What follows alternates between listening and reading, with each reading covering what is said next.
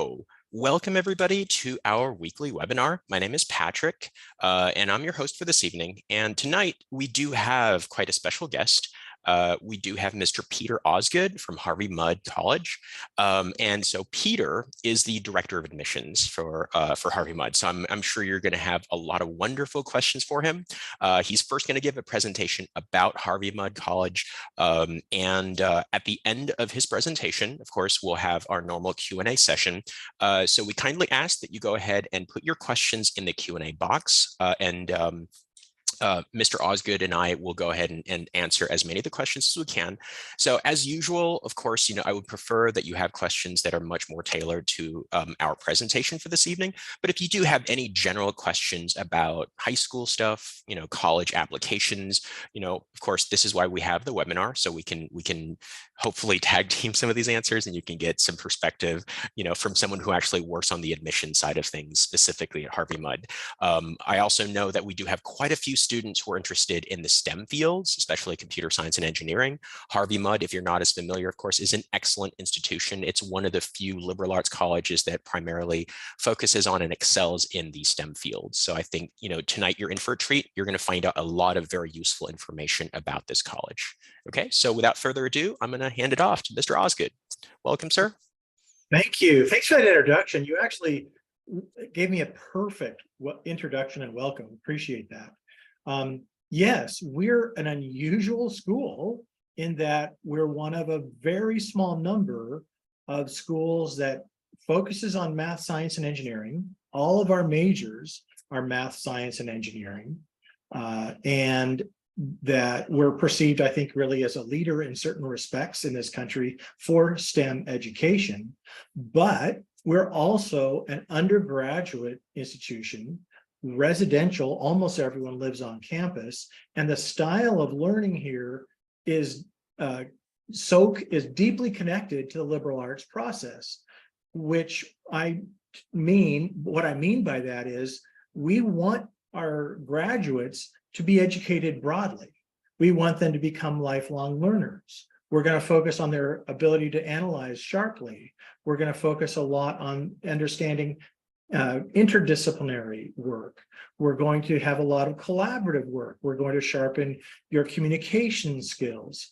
All these things are embedded within the liberal arts process, and that is how we teach all of our subjects, including fields as technical as engineering or computer science.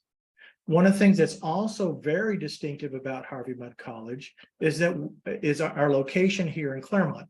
Less so our location, but more what that means, because Claremont is the home to 7 separate institutions that work together in a consortium. There are 2 graduate schools in the mix. I have carved them out of the map, but I'm not going to talk very much about them.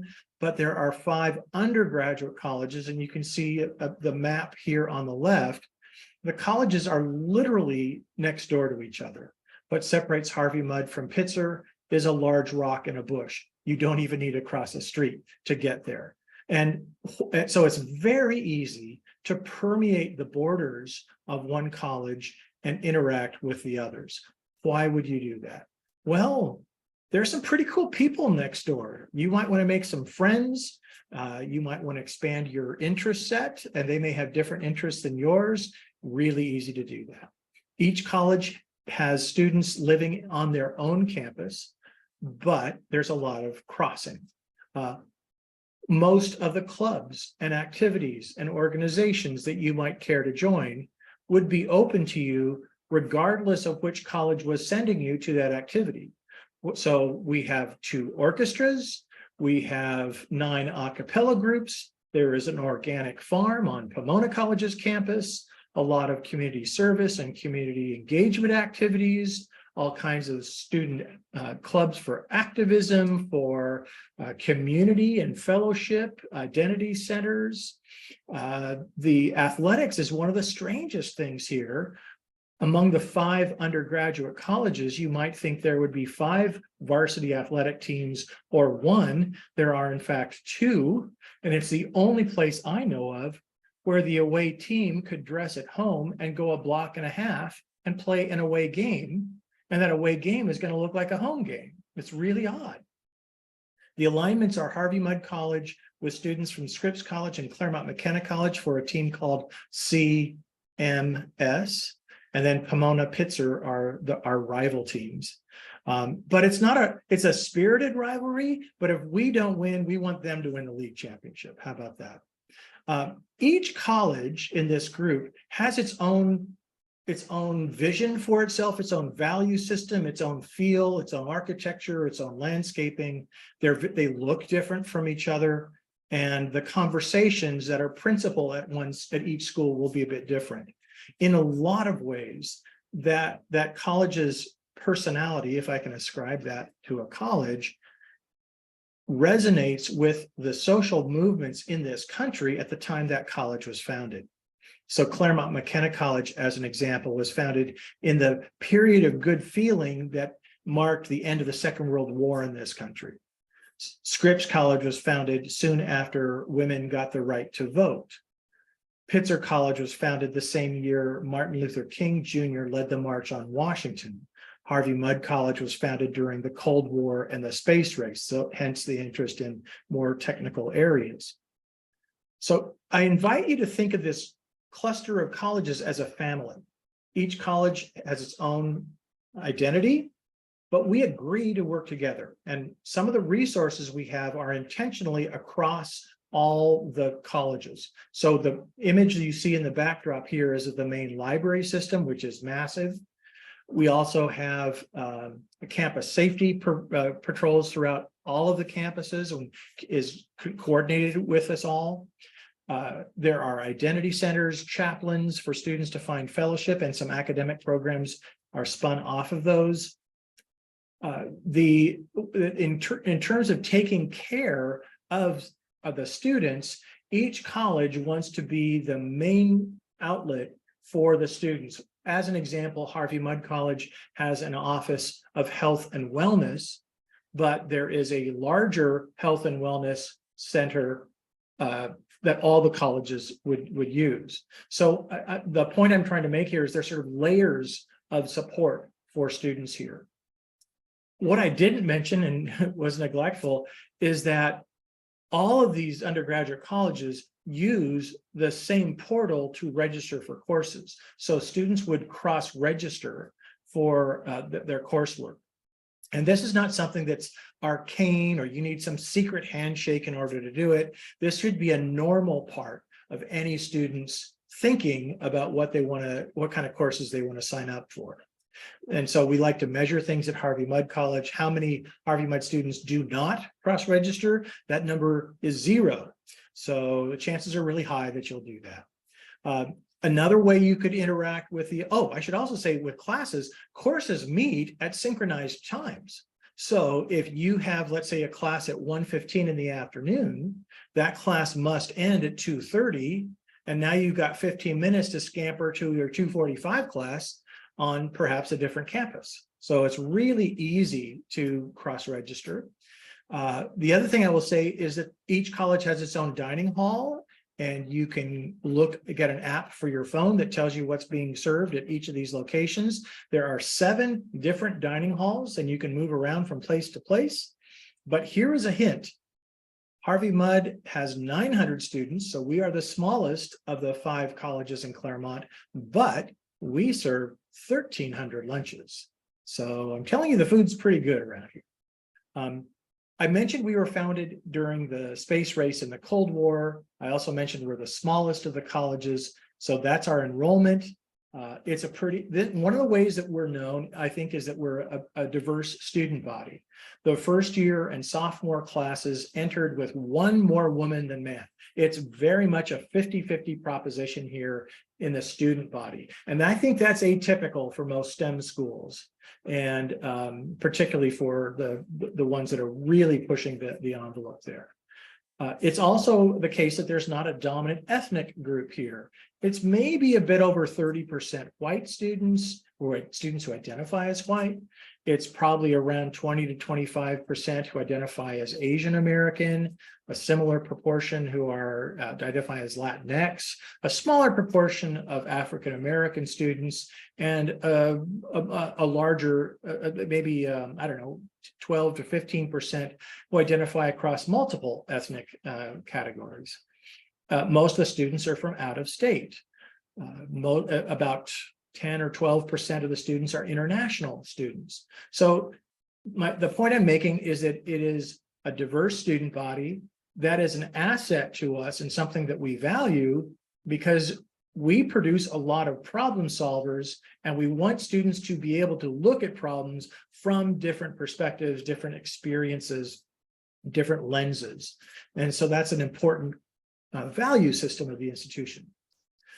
You can see our mission statement here. This mission was written by our first president. He had been a physicist who walked away from the Manhattan Project.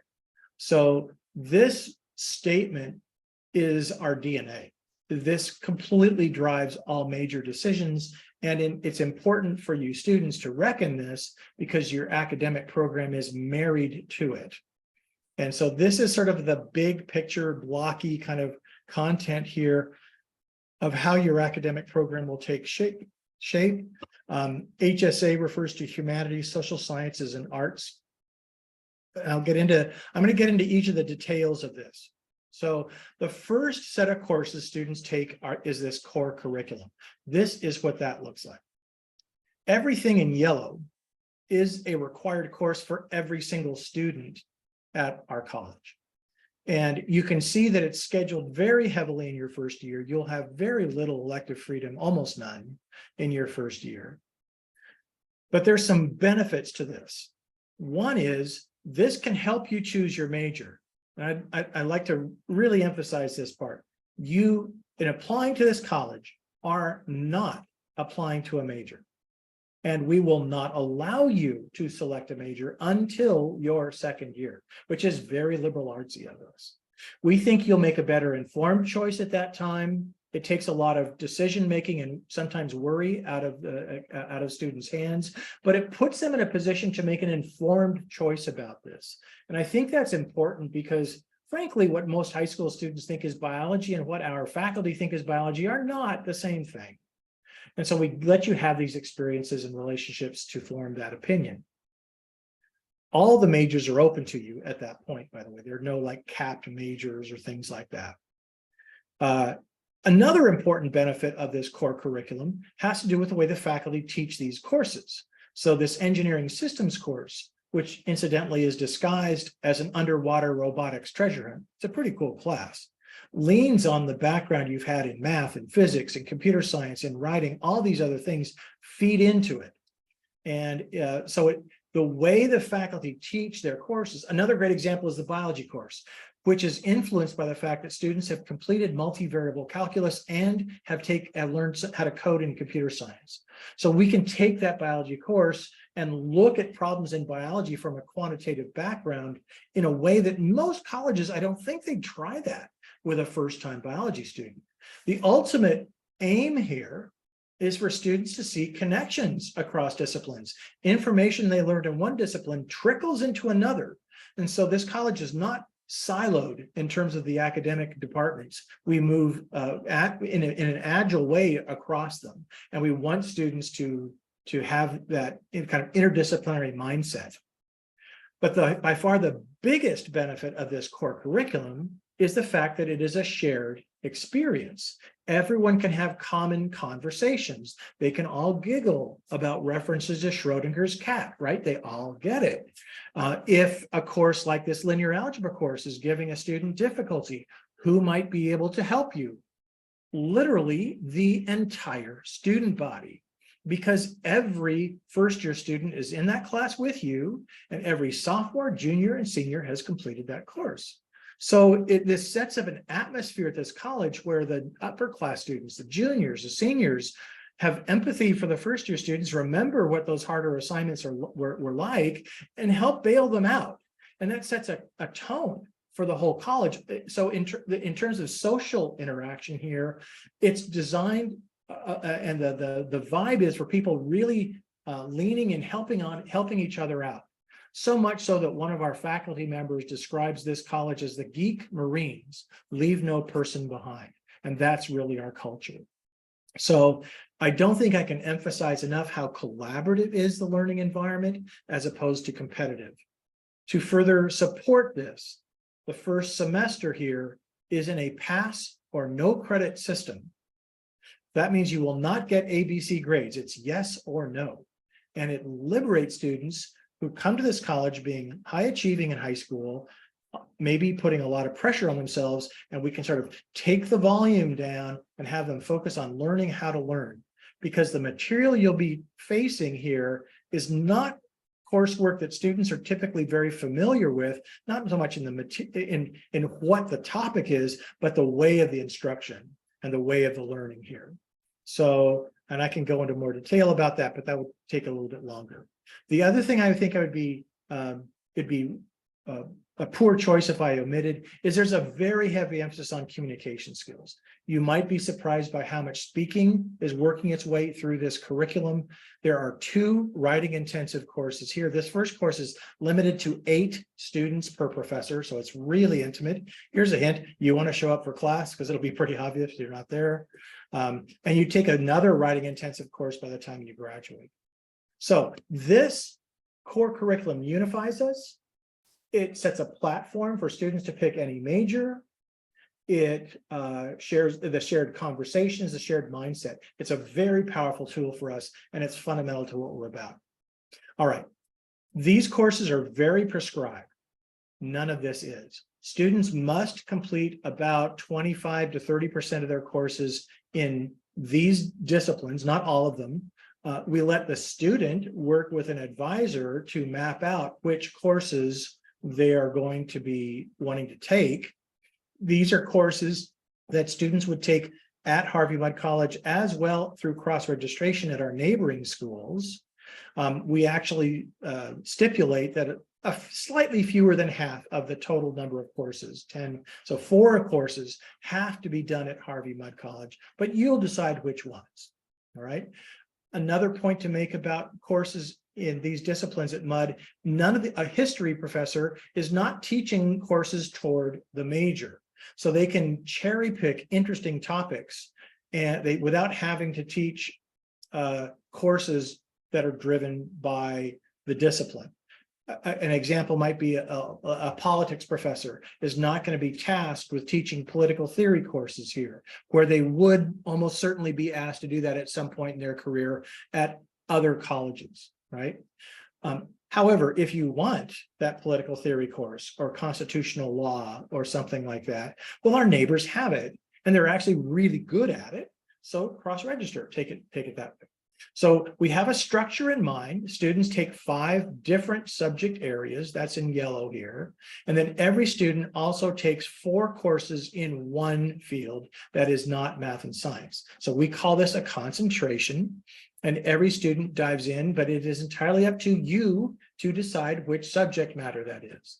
Sometimes I'm asked if we have a foreign language requirement, and my snappy answer is yes, Python. But that's a joke, but we don't have a foreign language requirement. So you really are at liberty to pick what you like. All right, the majors. I'll remind you that students pick their major in their second year. We have combination majors. These are, this would be a major that has been built largely in response to student demand. We can easily do these combinations because we're agile, being a smaller college, and we talk to each other. But we want to give a student a robust experience across 2 disciplines, or in one case 3, without the student having to double major. Double majoring takes up a lot of your course real estate. And it would, particularly given that 30% of your courses are going to be in the core, and another 25% or more are going to be in humanities, social sciences, and arts. Now you impose 2 majors, and your elective freedom is really pretty much going to go out the window. So this may be a nice compromise for you. The other characterization I'd have of our majors is that they're very broad. So you see we have a single major in biology. Rather than having one for molecular biologists and one for marine biologists, we put them all into the biology department. The department that is probably the most surprising to people is engineering, because we have a ABET certified, Accrediting Board of Engineering Technology, certified engineering major, but it is a single major in engineering. And that is atypical. So to give you some illustration of how this works, and I hope you can imagine this being the same kind of strategy for any other major, physics, mathematics, chemistry, is the students would take a series of required courses in the major. It would be pretty heavily, several courses in systems engineering. They would take courses in fluid dynamics, material science, heat transfer, digital processing. And then from that platform, student A sees herself more as an electrical engineer, and off she goes toward that end. Student B sees herself more as a chemical engineer, and off she goes. Third person sees himself more as a mechanical engineer, and he's going that pathway. And so students kind of sort themselves out within the major based on where their interests fall, but they're all united in a single major. All right. But this approach puts a lot of pressure on this small college to have a lot of high-end courses. And we do. So if any of you are so excited about math as a major, collectively in Claremont, we offer 140 math courses in a year. So you will not run out of math. It also is the case that we have a lot of research and project work for our students. And here, I think it's a decided advantage that we're an undergraduate institution, because within the absence of graduate students or postdoctoral students, the only people that our faculty can turn to get research projects running are undergraduates. So that means you, as a second term freshman or throughout your career, are going to be finding yourself with a lot of opportunity to engage in research. We actually set aside opportunities for students in their first year. We will hire about 200, maybe 250 of our students every summer and pay them to do research here on our campus. Some students might parlay that into an internship. You don't have to do research immediately in your career, but when your senior year rolls around now, you have to. So a senior thesis would be required of a student studying field like a laboratory-based field like chemistry, or more theoretical areas like, I don't know, string theory. For the student whose interests are more in applied areas of endeavor, so the computer science majors, the engineers, computer science math majors will do clinic. Clinic is a signature program here. Students are assembled in teams of 5 to solve a live problem sponsored by an outside non-profit agency or industrial client that has paid the college about $55,000, and they think they should get return on their investment. So you and your team now have a deliverable in early May, and you will make all kinds of, you'll sort of fail your way to success with this. And you'll have support from our faculty and a liaison from the sponsoring company, but you and your team are going to do this work. And so here's an example. Our students worked on a project for a cancer research center recently. They built a cylindrical device about this big. It's an all-in-one tool that would allow a surgeon to remove brain tumors in a less invasive fashion than currently exists. The incision in the scalp is only a couple of centimeters. Wires inside the device can wiggle through crevices of the brain to the tumor, chop the tumor up into small pieces, extract the pieces, irrigate the system, cauterize the system out. And because this whole device is plastic, the doctor can keep the MRI working in real time. And so our students built that, which would be a cute thing to put on your resume, right? So these kinds of experiences, the success we have with this, there are these clinic sponsors over the years that become good friends of the college, and they look to hire our graduates, even if they're not sponsoring a clinic that particular year. So those kind of relationships flourish here, and it gives our students opportunities for internships, for hiring possibilities. But I would say ultimately, one of the other things that this college is known for is that we produce really good problem solvers, people who are not afraid about crossing over their own discipline into other areas of learning. They're comfortable with that because they've had experience with it. They're comfortable dealing with really big problems, with ambiguity, with uncertainty. They've had experiences with it. They're good team workers. They can lead or follow. If you give them resources and let them pick their team, you're going to have a pretty good chance of succeeding in your project. And that's something that companies will invest in. Somebody that would be invested in. It's also the case that we're a school that sends among the highest proportion of our graduates to PhD of any school in the United States. And so we have a strong track record there. It's because we produce good communicators, good problem solvers, people who are comfortable working in these different dimensions. And that may be really attractive, but here's the best part of the college.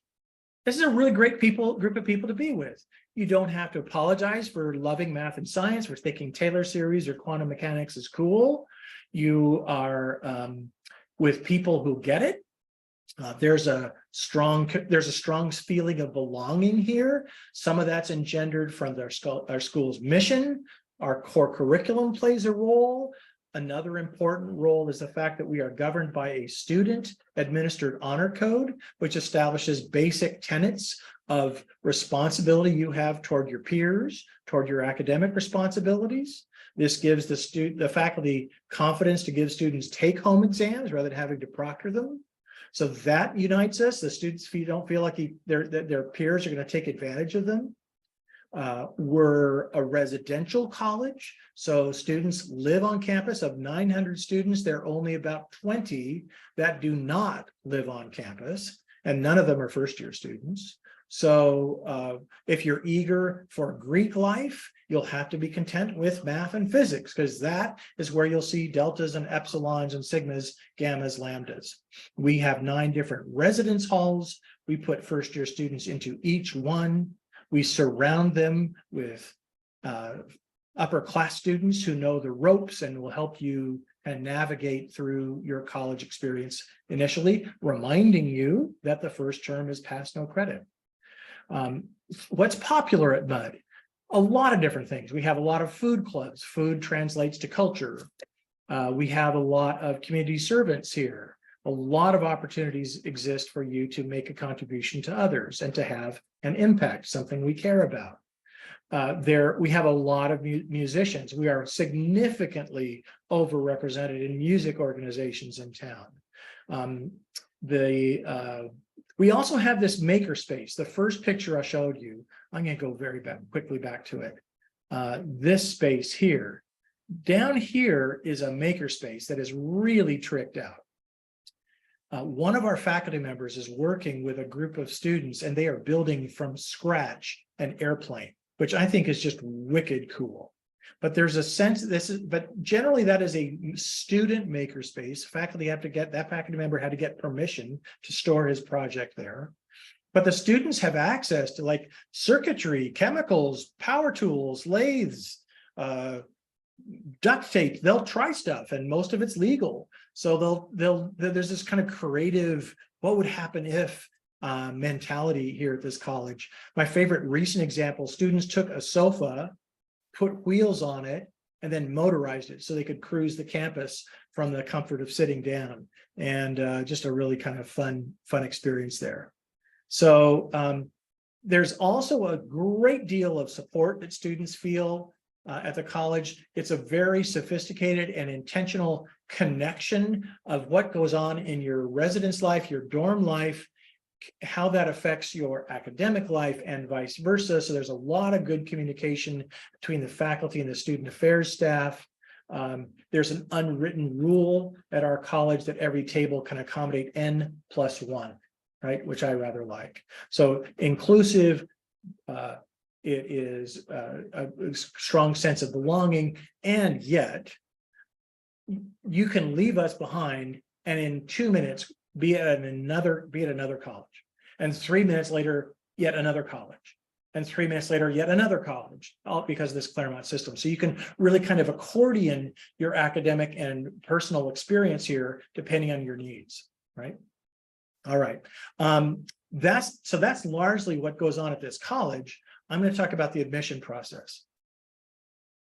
This slide tells you more about the what. You're going to be familiar with a common application. We have 3 courses that we insist students have taken prior to starting your first set of classes at the college. Our core curriculum is based on this. Tests. Let me just make this statement. Admission to this college, yes, we're very selective, but it is not, we are going to value much more finding students who really fit our ideas about how to educate people, students who are very going to fit into the culture of collaboration here, of impact that we're espousing. It is not so much then a race to the top. So we will, I think there are some students who believe that the way to get in is take, a couple more AP courses than anybody else, or have an iota higher GPA. And that is not going to motivate us. What is going to motivate us is that you have grown, you bring other people in and help them, that you like the idea of having a broad math and science education, that you would insist on taking courses outside of math and science because you would feel cheated if you didn't. Those kinds of qualities map to this college, and that's largely where, especially at the margins, is where our selection process is going to be. So you see here deadlines. We have early decision and regular decision. Early decision is the binding agreement whereby if you apply early decision and if you're admitted, and assuming the finances work out, you're going to withdraw all your other applications and you're coming to mud. So I would not recommend early decision as a strategy unless you're absolutely sure that Harvey Mudd is clearly your first choice school, and not like one of 4 or 5 top choices, but I mean the one. So I would also say about early decision versus regular, we want the admit rate for early decision to be very similar to the overall admit rate. So that there is a differential here, but the admit rate is a little bit higher for early decision students, but it's only about 6 or 7% points difference. It's not some gap like this. And that's intentional on our part. So this is more about the what. Let me try and put into what I explain this to you. You're at the center of what we're going to be looking for and at with the application. We're going to pay a lot of attention to all these various components about you. What kind of a community do you live in?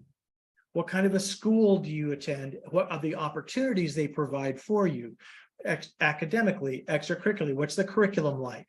We're going to pay a lot of attention to your transcript, grade progressions, what kinds of courses you chose to take when you had electives.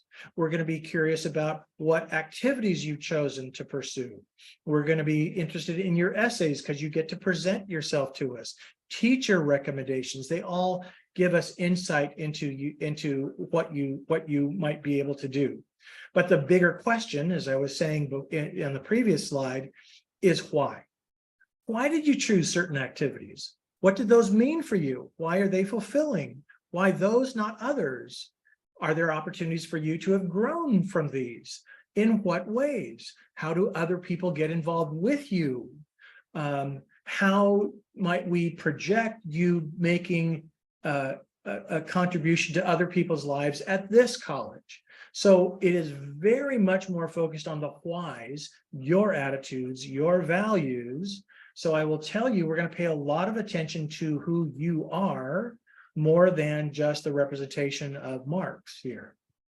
All right. We are need blind in our selection process for any U.S. citizen or U.S. permanent resident. We are not so for international students. So an international student's chances of, we do have some financial assistance for international students, but it is a brutal selection process. An international student who does not need aid is going to have a much higher likelihood of gaining admission rather than someone who needs aid because of our budget. For a U.S. citizen, a U.S. permanent resident, we can admit whoever we want to.